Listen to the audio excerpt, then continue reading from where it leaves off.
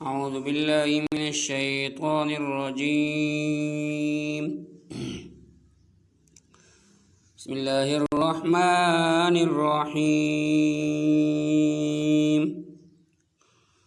والتين والزيتون وطور سينين وهذا البلد الأمين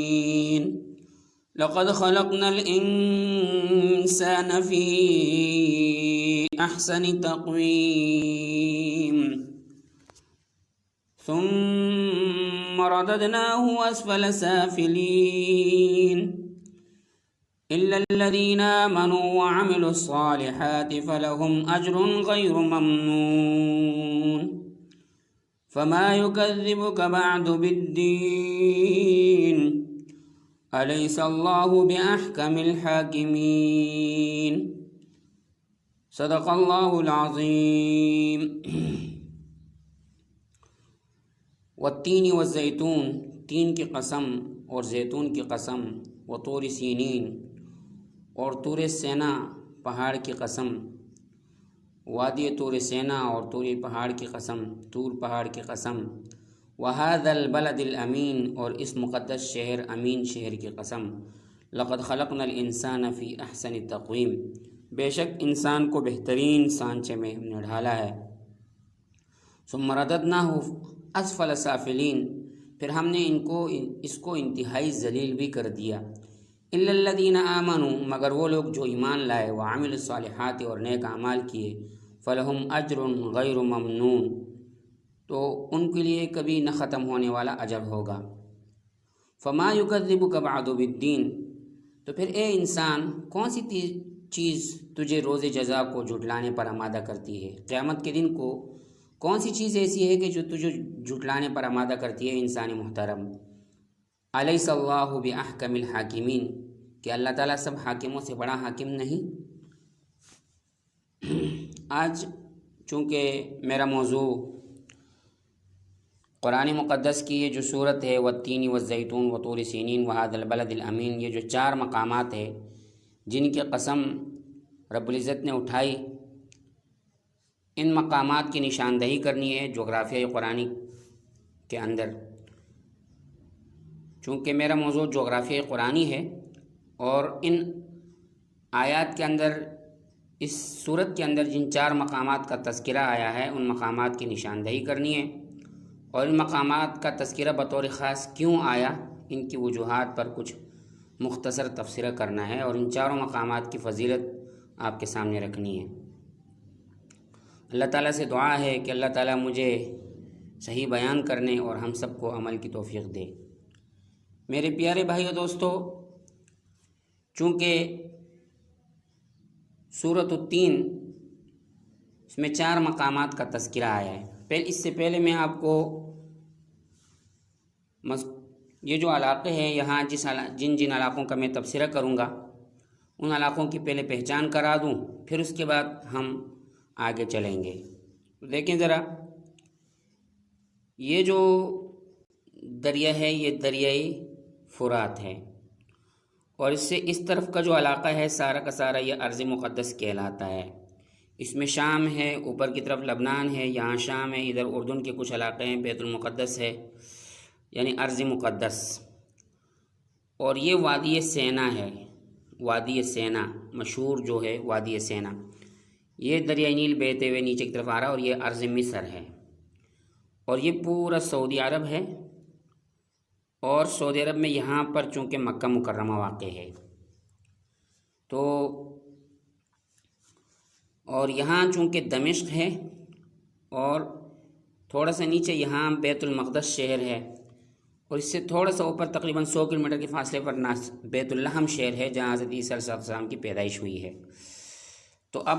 دوبارہ سمجھ لیں کہ دریائے فرات سے اس پار کا جو علاقہ ہے یہ سارا کا سارا بیت المقدس کے ارض مقدس کہلاتا ہے، ارض مقدس کہلاتا ہے.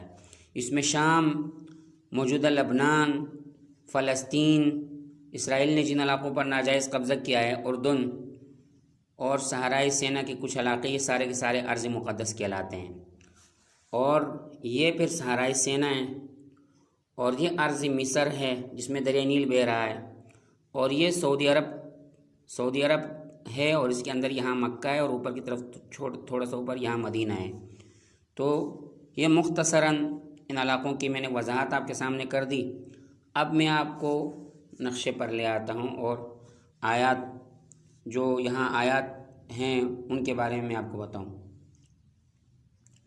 اللہ رب العزت نے یہاں خاص طور پر تین کی قسم کھائی ہے۔ تین، چونکہ ایک تین ہے اور ایک زیتون ہے۔ تین انجیر کو کہتے ہیں، جو ایک خاص قسم کا پھل ہے، اور اس کا ایک سرسبز و شاداب ہرا بھرا درخت ہوتا ہے تین کا، اور خوبصورت پتے ہوتے ہیں، اور اس کا پھل سیاہ بھی ہوتا ہے، بعض اوقات کچھ اور کلر میں بھی ہوتا ہے، لیکن زیادہ تر سیاہ ہوتا ہے، اور اندر سے ان کے اندر چھوٹی چھوٹی گٹلیاں ہوتی ہیں، اور اندر سے لال ہوتا ہے، اور انتہائی مزیدار اور زبردست قسم کا ذائقہ ہوتا ہے اس پھل کا۔ یہ تین کہلاتا ہے۔ اور ایک زیتون ہے۔ زیتون ایک خاص قسم کا درخت ہے جس کی عمر بہت طویل ہوتی ہے، بعض درختوں کی عمر 1000 سال سے اوپر ہوتی ہے، اور اس کا پھل بھی چھوٹے چھوٹے دانوں پر مشتمل ہوتا ہے، اور اس کا تیل بہت زیادہ گویا کہ کارآمد ہے اور مفید ہے۔ یہ دونوں پھل جو ہیں انتہائی مفید ہیں، سینکڑوں بیماریوں کے اندر مفید ہیں۔ تو میں آج کوئی طبی فوائد آپ کے سامنے ذکر تو نہیں کروں گا، لیکن اصل میں ان درختوں کا ذکر یہاں آیا ہے، والتین والزیتون، ان دو درختوں کا خاص کر تذکرہ آیا ہے، اور زیتون جو ہے اس کے فوائد بھی بہت زیادہ، لیکن چونکہ یہاں اس سے مراد درختوں کی طرف، چونکہ ان کے فوائد کی طرف اشارہ تو ہے قرآن کی آیات کے اندر، لیکن اصل مقصد جو آیت جس مقصد کے لیے نازل کی گئی ہے، اور آیت کا جو نزول ہوا ہے عبارت النص، اس سے یہ پتہ چلتا ہے کہ اس علاقے کی طرف اشارہ کرنا ہے۔ والتین والزیتون سے ایک مخصوص علاقے کی طرف اشارہ کرنا ہے، اور یہ جو علاقہ ہے خاص کر، اس کو تھوڑا زوم کرتے ہیں، یہ جو مخصوص علاقہ ہے یہاں سے لے کر یہاں تک کے پورا جو علاقہ ہے، اس میں اوپر یہاں دمشق ہے، اور ادھر جو ہے بیت المقدس سے تھوڑا سا اوپر بیت اللحم شہر ہے جہاں عیسیٰ علیہ السلام کی پیدائش ہوئی ہے۔ تو چونکہ یہ جو علاقہ ہے زیتون کا، یہ زیتون اور تین دونوں کا علاقہ ہے، یہاں تین اور زیتون دونوں پائے جاتے ہیں۔ اسی طرح صحرائے سینا کے کچھ علاقوں میں بھی تین اور زیتون پائے جاتے ہیں، جیسے کہ قرآن مقدس کی ایک دوسری آیت ہے، اللہ رب العزت فرماتے ہیں کہ وَشَجَرَةً تَخْرُجُ مِن طُورِ سِينَاءَ تَنبُتُ بِالدُّهْنِ وَصِبْغٍ لِلْآكِلِينَ، اور تمہارے لیے ایک ایسا درخت پیدا فرمایا جو طور سینا سے نکلتا ہے، تنبت بالدہن، اپنے ساتھ سالن لے کر نکلتا ہے، وصبغ للآکلین، تیل لے کر نکلتا ہے، وصبغ للآکلین، اور کھانے والوں کے لیے سالن، لہٰذا اس کا تیل سالن میں ڈلتا ہے۔ یا عرب لوگ اکثر جو ہے وہ زیتون کے تیل کے ساتھ روٹی کھایا کرتے تھے، تو اسی وجہ سے اللہ عزت نے فرمایا کہ وصبغ للآکلین، اور شجرۃ تخرج من طور سینا، کہ وہ زیتون کا درخت جو طور سینا سے نکلتا ہے، تنبت بالدہن، وہ اپنے ساتھ تیل لے کر نکلتا ہے، وصبغ للآکلین، اور کھانے والوں کے لیے سالن کا کام دیتا ہے۔ تو یہ طور سینا میں بھی پایا جاتا ہے۔ ویسی تین اور زیتون کا جو علاقہ ہے یہ مخصوص علاقہ ہے جس کے گرد میں نے دائرہ بنایا ہے۔ اس علاقے میں یہ درخت بکثرت پایا جاتا ہے، دونوں درخت بکثرت پائے جاتے ہیں، اور قرآن مقدس نے اسی کی طرف اشارہ کیا ہے ایک دوسری آیت میں بھی، اللہ نور السماوات والارض مثل نورہ کمشکات فیہا مصباح، المصباح فی زجاجہ، الزجاجۃ کأنہا کوکب دری یوقد من شجرۃ مبارکۃ زیتونہ، من شجرۃ مبارکۃ زیتونۃ لا شرقیۃ ولا غربیہ، یکاد زیتها یضیء ولو لم تمسسہ نار، نور علی نور، یہدی اللہ لنورہ من یشاء ویضرب اللہ الامثال للناس۔ یہاں اللہ رب فرمایا اللہ نور السماوات والارض، اللہ زمین و آسمانوں کا نور ہے، مثل نورہ کمشکات فیہا المصباح، اللہ کے نور کی مثال تو اس تاخچے کی ہے کہ اس کے اندر ایک چراغ رکھا ہو، المصباح فی زجاجہ، اور پھر وہ جو چراغ ہے وہ کسی شیشے کے اندر بند ہو، الزجاجۃ کأنہا کوکب دری، اور وہ شیشہ ایسا چمکدار ہو جیسے کہ ایک تارا چمکدار ہوتا ہے، یوقد من شجرۃ مبارکہ، اور اس کے اندر جو تیل ڈالا گیا ہو ایسے مبارک درخت کا ہے، زیتونہ، جو زیتون کا درخت ہے، لا شرقیہ ولا غربیہ، یہ نہ شرق میں ہے نہ غرب میں ہے، یعنی اللہ نے یہاں فرما دے کہ نہ مشرق میں پایا جاتا ہے درخت اور نہ مغرب میں پایا جاتا ہے، بلکہ یہاں وسط میں، یعنی وسط، زمین کے وسط میں، چونکہ یہ جو علاقہ ہے سارا جزیرۃ العرب، یہ پورا کا پورا زمین، روئے زمین کرۂ ارض کا درمیان ہے، تو اللہ عزت نے اس کو کہا کہ یہ درخت جو ہے نہ شرق میں پایا جاتا ہے نہ غرب میں پایا جاتا ہے، بل وسطی، بلکہ درمیان میں پایا جاتا ہے، گویا کہ یہ علاقہ جو ہے اس کے، ہاں بعد کے زمانوں میں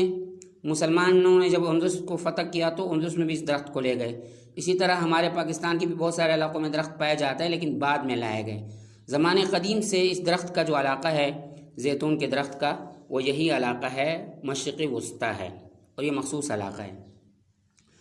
تو اصل میں یہاں جو اللہ رب العزت نے ان درختوں کی قسم کھائی ہے،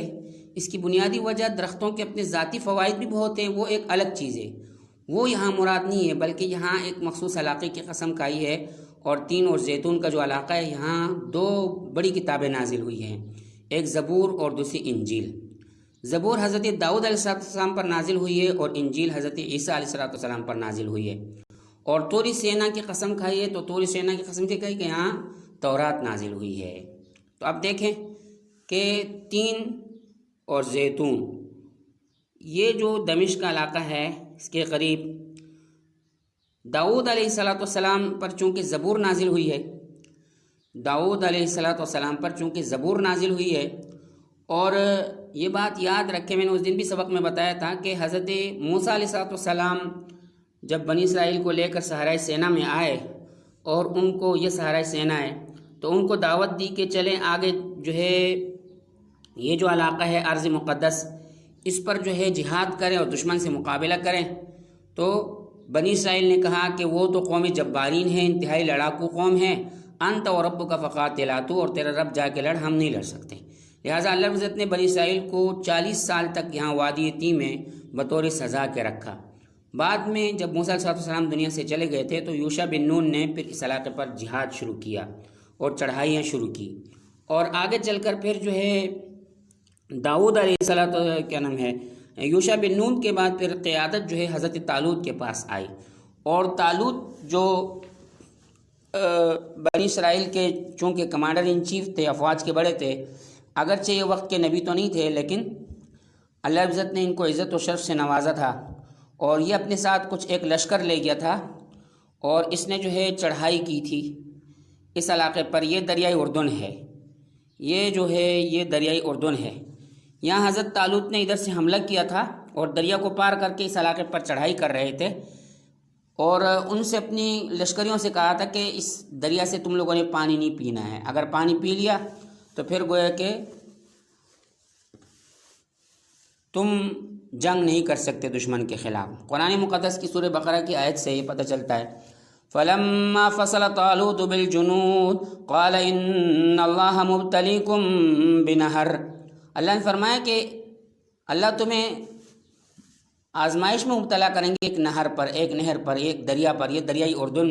جو یوں آ رہا ہے، یہ دریائے اردن ہے، اس پر گویا کہ بنی اسرائیل والے لوگ جو ہے وہ آزمائش میں مبتلا ہوئے۔ فَمَنْ شَرِبَ مِنْهُ فَلَيْسَ مِنِّي، تو حضرت طالوت نے ان کو حکم دیا کہ جو اس سے پیے گا تو ہمارے لشکر میں سے نہیں ہوگا، وَمَن لَّمْ يَطْعَمْهُ فَإِنَّهُ مِنِّي إِلَّا مَنِ اغْتَرَفَ غُرْفَةً بِيَدِهِ فَشَرِبُوا مِنْهُ إِلَّا قَلِيلًا، تو اس دریا میں سے اکثر لشکر نے پانی پی لیا اور 313 نے کہہ رہے نہیں پیا، تو پھر جو 313 کا جو لشکر تھا وہ تو پار ہو کے چلا گیا، اور اس نے سامنے کے علاقے میں، اس علاقے میں دشمن سے مقابلہ کیا اور دشمن کو شکست سے دوچار کیا، اور حضرت داؤد علیہ السلام اس لشکر میں موجود تھے، ابھی اس کو شاید نبوت نہیں ملی تھی کہ وَقَتَلَ داؤد جالوتا، ان کا مقابلہ چونکہ حضرت طالوت کا مقابلہ جالوت سے تھا، تو حضرت داؤد علیہ السلام کے 10 بیٹے بھی اس میدان جنگ میں شہید ہوئے، اور اس نے جالوت کو قتل کیا جو کہ دشمنوں کا بڑا تھا، اور طالوت کے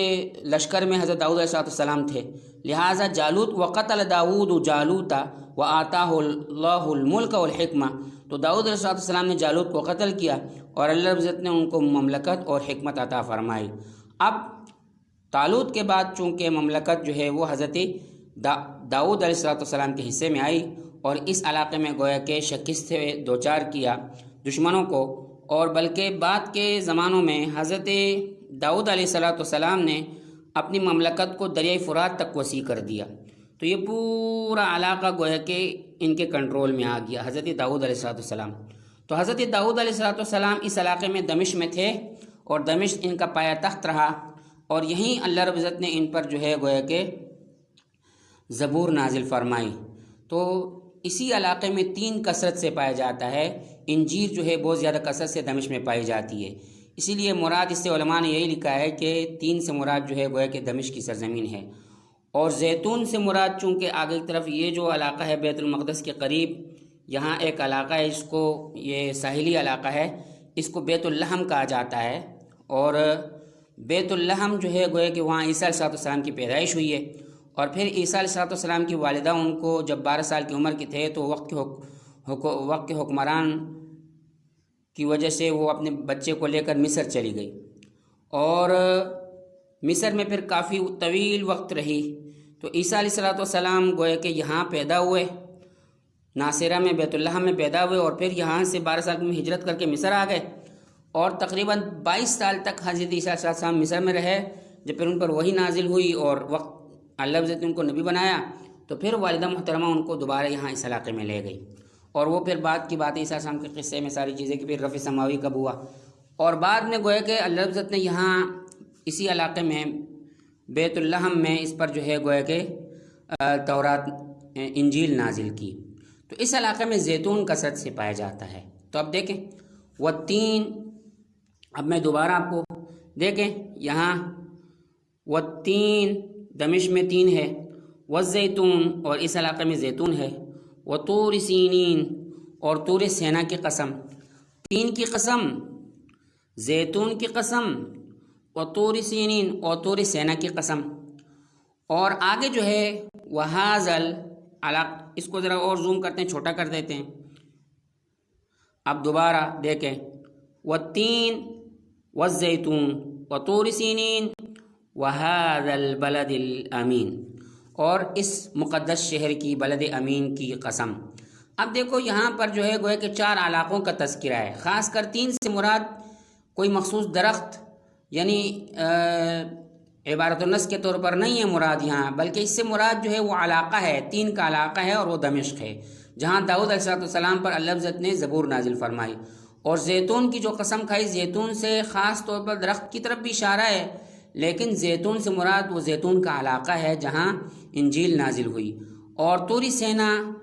چونکہ یہ جو علاقہ ہے طور سینا کا، یہ جو علاقہ ہے یہاں چونکہ ادھر سے خلیج عقبہ ہے اور ادھر سے نہر سوئز ہے، خلیج سوئز ہے، یہ 2 سمندر، ایک یہ سمندر ہے اور ایک یہ سمندر، یہاں آ کر دونوں مل جاتے ہیں، اور آخر میں بڑا جو یہ بحر ہے، بحر احمر ہے اس کا حصہ، تو اس سے پھر جو ہے گویا کہ فتح کے نشان کی طرح 2 انگلیوں کی طرح، ایک جو ہے شمال کی طرف، شمال مغرب کی طرف، اور ایک شمال مشرق کی طرف، ایک شمال مغرب کی طرف جو ہے گویا کہ 2 راستے پانی کے بنے ہوئے ہیں۔ تو یہ مجمع البحرین کا علاقہ، اور یہ پورا طور سینا ہے۔ یہاں گویا کہ بنی اسرائیل 40 سال تک در بدر کے ٹوکرے بھی کھاتے رہے، اور اللہ عز و جل نے یہاں حضرت موسیٰ علیہ السلام پر تورات کو نازل کیا، اسی وجہ سے جو ہے اس علاقے کا خاص طور پر ذکر آیا، اور اللہ عز و جل نے یہاں کی قسم کھائی وطور سینین اور طور سینا کی قسم، وہذا البلد الامین، اور اسی طرح اللہ رب العزت جو ہے بلد امین کی قسم بھی کھا رہے ہیں۔ بلد امین سے مراد جو ہے مکہ مکرمہ ہے، مکہ مکرمہ، وہذا البلد الامین، اور بلد مکہ مکرمہ اس سے اس لیے مراد ہے کہ آپ صلی اللہ علیہ وسلم کا شہر، اور مکہ مکرمہ کی اور بھی بہت ساری فضائل ہیں۔ میں نے آپ کو اس دن بھی بتایا کہ ان اول بیت وضع للناس للذی ببکۃ مبارک، سب سے پہلا گھر جو اللہ عز و جل کا تعمیر ہوا وہ اسی مقام پر تعمیر ہوا۔ اسی طرح وہذا کتاب انزلناہ مبارک مصدق الذی بین یدیہ ولتنذر القری، یہ کتاب نازل کی اللہ رب العزت نے جو آپ کے سامنے ہے تاکہ تو القری یعنی مکہ مکرمہ ومن حولہا، اس کے ارد گرد کے لوگوں کو ڈرائے۔ اور اسی طرح وهو الذي كف أيديهم عنكم وأيديكم عنهم ببطن مکہ، یہاں لفظ مکہ آیا ہے۔ اسی طرح ان اول بیت وضع للناس للذی ببکۃ مبارک جعل اللہ الکعبۃ البیت الحرام قیاما للناس والشہر الحرام والہدی والقلائد، اللہ عزت نے کعبۃ اللہ کو، بیت حرام کو لوگوں کے قیام کی جگہ بنایا اور اس کو حرام والشہر الحرام والہدی والقلائد۔ اسی طرح ثم لیقضوا تفثهم ولیوفوا نذورهم ولیطوفوا بالبیت العتیق، بیت عتیق کا طواف کرو، اس سے مراد بیت اللہ ہے۔ اسی طرح لکم فیہا منافع الی اجل مسمى ثم محلها الی البیت العتیق، اور اسی طرح اسی صورت میں وہذا البلد الامین، اس کو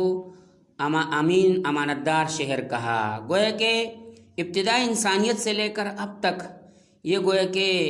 امانتوں کے ڈھیر اپنے اندر لیے ہوئے، حضرت اسماعیل علیہ السلام، حضرت ابراہیم علیہ السلام، حضرت آدم علیہ السلام، اور تمام انبیاء کے سردار رسول اللہ صلی اللہ علیہ وسلم بھی اسی شہر میں آئے، اور گویا کہ 13 سال تک یہاں وحی کا نزول ہوتا رہا، اور پھر رسول اللہ صلی اللہ علیہ وسلم نے یہاں سے ہجرت کی، اوپر مدینہ منورہ چلے گئے، شمال میں مدینہ چلے گئے، تو وہاں بھی گویا کہ وحی کا سلسلہ جاری رہا، 13 سال تک یہاں مسلسل قرآن نازل ہوتا رہا۔ تو گویا کہ یہ شہر جو ہے گویا کہ اس کو بلد امین کہا ہے۔ تو اب والتین والزیتون وطور سینین وہذا البلد الامین، گویا کہ اس سے آپ کو سمجھ میں آ چکا ہوگا کہ والتین والزیتون وطور سینین وہذا البلد الامین، تو یہ 4 مقدس مقامات چونکہ ان پر چاروں میں اللہ عزت نے اپنی بڑی کتابیں نازل فرمائی ہیں، اسی لیے ان کو جو ہے اللہ رب العزت نے بطور خاص ذکر کیا اور ان کی قسم کھائی، وہذا البلد الامین۔ اسی طرح مکہ مکرمہ کی دوسری جگہ بھی اللہ عزت شہر قسم اٹھائیے، لا اقسم بہذا البلد وانت حل بہذا البلد ووالد وما ولد۔ تو یہ 4 مخصوص مقامات کی قسمیں اللہ عزت نے اسے اٹھائی کہ یہ مقدس مقامات ہیں، اور یہاں 4 بڑی کتابیں نازل ہوئی ہیں، تو اسی وجہ سے۔ اور آگے اللہ فرماتے ہیں لقد خلقنا الانسان فی احسن تقویم، ہم نے بے شک انسان کو ہم نے بہترین سانچے میں ڈھالا ہے، اور واقعی انسان کو سب سے خوبصورت سانچے میں ڈھالا ہے۔ انسان سے بڑھ کر کوئی بھی چیز خوبصورت نہیں ہے، نہ کوئی فرشتہ خوبصورت ہے، نہ کوئی جن خوبصورت ہے، اور اللہ عزت کی تمام مخلوقات میں سب سے بہترین سانچے میں اگر کسی چیز کو ڈھالا ہے تو وہ انسان ہے۔ لہٰذا انسان کی جو تخلیق ہے وہ سب سے بہترین سانچے میں، اور اللہ عزت ایک جگہ فرماتے ہیں یا ایھا الانسان ما غرک بربک الکریم، اے انسان ما غرک بربک الکریم، کس چیز نے تجھے اپنے رب سے دھوکے میں ڈالا ہے؟ الذی خلقک فسواک فعدلک، اللہ وہ ذات ہے کہ جس نے تجھے پیدا کیا، فسواک بہترین سانچے میں ڈالا، فعدلک پھر برابر کیا، اور بہترین فی ای صورت ما شاء رکبک پھر جس صورت میں چاہا تجھے بہترین انداز میں ڈھال لیا اور بنا لیا۔ کلا بل تکذبون بالدین، پھر بھی تو باوجود تجھے عقل دیا، عقل سلیم دی، اتنی خوبصورت شکل و صورت دی، اس کے باوجود تو آخرت کو، روز جزا کو جھٹلا رہا ہے۔ تو یہاں بھی اللہ عزت لقد خلقنا الانسان فی احسن تقویم، انسان کو سب سے بہترین سانچے میں ڈھالا۔ اگر کوئی آدمی قسم کھائے کہ سب سے زیادہ خوبصورت چیز اگر اللہ نے کائنات میں بنائی ہے تو اللہ کی تخلیقات میں وہ انسان ہے، تو حانس نہیں ہوگا، بالکل صحیح ہے، کیونکہ انسان کو اللہ خود فرماتے ہیں لقد خلقنا الانسان فی احسن تقویم، ہم نے انسان کو سب سے خوبصورت سانچے میں ڈھالا۔ پھر اللہ فرماتے ہیں ثم رددناہ اسفل سافلین، پھر ہم نے اس کو انتہائی ذلیل بھی کر دیا، اور ذلیل یہ خود بما کسبت ایدیکم، اپنے ہاتھوں سے اپنے آپ کو ذلیل کرتا ہے، اور چونکہ اپنے ہاتھوں سے جب انسان ذلت اور خواری والے کام کرتا ہے، درندگی والے کام کرتا ہے، زنا اور بدکاریوں میں مبتلا ہوتا ہے، فحاشی اور عریانیوں میں مبتلا ہوتا ہے، گندگیوں میں مبتلا ہوتا ہے، تو پھر خود اپنے آپ کو ذلیل کر دیتا ہے۔ پھر اللہ اس کے بارے میں فرماتے ہیں ایسے انسان کے بارے میں اولئک کالانعام، یہ جانوروں کی طرح ہے، بل ہم اضل، بلکہ اس سے بھی زیادہ بدتر ہیں، بلکہ بعض تو جانوروں سے بھی زیادہ بدتر انسان ہوتے ہیں کہ جو چوراہوں پر بھی گویا کہ بدتمیزیاں کر رہے ہوتے ہیں اور گندگیاں پھیلا رہے ہوتے ہیں اور گن اور زنا میں مبتلا ہوتے ہیں، تو وہ انسان پھر نہیں ہے، وہ جانوروں سے بھی بدتر ہے۔ جانور تو پھر بھی ان کے اندر شرم و حیا ہوتی ہے، وہ جانوروں سے بھی زیادہ بدتر۔ آگے اللہ فرماتے ہیں الا الذین آمنوا وعملوا الصالحات، مگر وہ لوگ کہ جنہوں نے ایمان لائے، وعملوا الصالحات اور نیک اعمال کیے، فلہم اجر غیر ممنون، ان کے لیے گویا کہ بے حساب و بے کتاب اجر ہے اور نہ ختم ہونے والا اجر ہے۔ اور آگے فما یکذبک بعد بدین، اللہ فرماتے ہیں کہ جب تمہیں ہم نے اتنی خوبصورت شکل و صورت دی ہے اور اس حد تک تمہارے پر انعامات کیے ہیں، اور پھر اللہ عزت نے یہاں چاروں مقامات کی قسم بھی کھائی ہے، مقدس مقامات کی، تو پھر اللہ عزت فرمائے کہ پھر کیا چیز ایسی مانی ہے کہ تم قیامت کے دن کو جھٹلا رہے ہو اے انسان۔ لہٰذا یہ جو جھٹلانا ہے یہ اس بات پر دلالت کرتا ہے کہ تم جانوروں سے گئے گزرے ہو۔ لہٰذا اگر تھوڑی سی بھی عقل ہو انسان کے اندر تو تھوڑی سی سوچ کے بعد بھی یہی غور کر لیتا ہے کہ میرا رب کون ہے جس نے مجھے پیدا کیا ہے، جو زمین آسمان و زمین کو پیدا کرنے والا ہے، اور جس نے تمام مخلوقات کو پیدا کیا ہے، جس نے انسان کو خوبصورت سانچے میں ڈالا ہے، تو وہ خود غور و فکر سے اپنے رب کو پہچان لیتا ہے۔ الیس اللہ بأحکم الحاکمین، کیا اللہ تعالیٰ سب حاکموں سے بڑا حاکم نہیں ہے؟ آج کل یہی چیز ہے، آج پوری دنیا میں آپ دیکھیں کرونا کی وبا ہے، کون سا حاکم ہے؟ کیا صدر ٹرمپ کچھ کر سکتا ہے؟ کچھ بھی نہیں کر سکتا۔ میں اس کو ٹرمپ نہیں کہتا، میں ڈرم کہتا ہوں۔ تو ڈرم جو ابھی کچھ دنوں پہلے جو ہے وہ دعوے کر رہا تھا کہ ہم یہ ہیں اور وہ ہیں، آج ان کی سارے کے سارے دعوے جو ہے وہ دھرے کے دھرے رہ گئے اور وہ کچھ بھی نہیں کر سکتے۔ دنیا کا کوئی بھی حاکم جو اپنے آپ کو سپر پاور کہتے تھے آج صفر پاور ہیں، اور آج اللفظت کے سامنے ان کی کچھ بھی نہیں چلتی، بلکہ ایک نہ نظر آنے والا چھوٹا سا وائرس جو ہے جو خوردبین میں نظر آ سکتا ہے، اس نے پوری دنیا کو ہلا کر رکھ دیا ہے، اور دنیا کی سپر پاور جو ہے وہ صفر پاور بن گئی ہیں۔ تو الیس اللہ بأحکم الحاکمین، کیا اللہ تعالیٰ سب حاکموں سے بڑا حاکم نہیں ہے؟ تو ابھی انسانوں نے خود دیکھ لیا کہ اللہ سب سے بڑا حاکم ہے، اور اس چیز کا یہ اقرار بھی کرتے ہیں، لیکن جب ان سے عذاب ٹل جاتا ہے تو پھر بدماشیاں شروع کر دیتے ہیں۔ تو اللہ رضا ہم سب کو عمل کی توفیق دے۔ السلام علیکم ورحمۃ اللہ وبرکاتہ۔ سراج علی ابن عمر صادق من جامعۃ الشیخ یحییٰ المدنی۔